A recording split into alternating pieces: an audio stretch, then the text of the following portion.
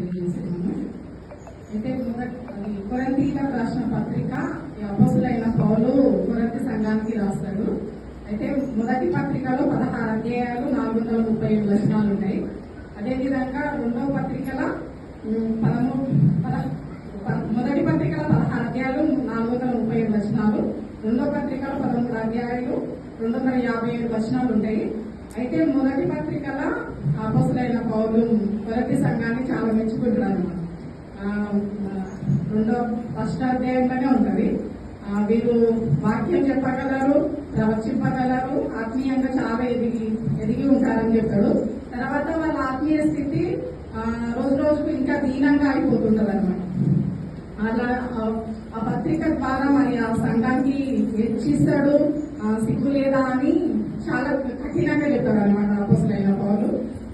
కొరింథీ పత్రికను అపోస్తులైన పౌలు రాసిందని మాత్రమే తెలుసు, కానీ ఇంత లోతుగా ఇన్ని వచనాలు ఇంత లోతుగా సవివరంగా మరి పాస్టర్ గారు మరి వింటూ అసలు చాలా వివరంగా చెప్పారు.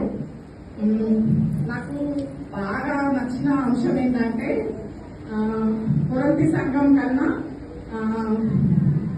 మాసిదోనియ సంఘం చాలా అది బీద సంఘం అయినప్పటికీ, ఏం లేని సంఘం అయినప్పటికీ, మరి మురికివాడలో ఉన్న సంఘం అయినప్పటికీ చాలా వాళ్ళ ఆత్మీయత విషయంలో చాలా మంచిగా ఉన్నారు. మరి సేవకులకు కూడా మంచి సహాయం చేసే మనసు వారిలో ఉంది. మరి కొరింథీ సంఘానికి వాళ్ళు మంచి ఉన్నతమైన స్థితిలో ఉన్నారు, కానీ మరి పాస్టర్ గారు కానీ సేవకులకు కానీ ఎలాంటి సహకారం ఇచ్చేవారు కాదు.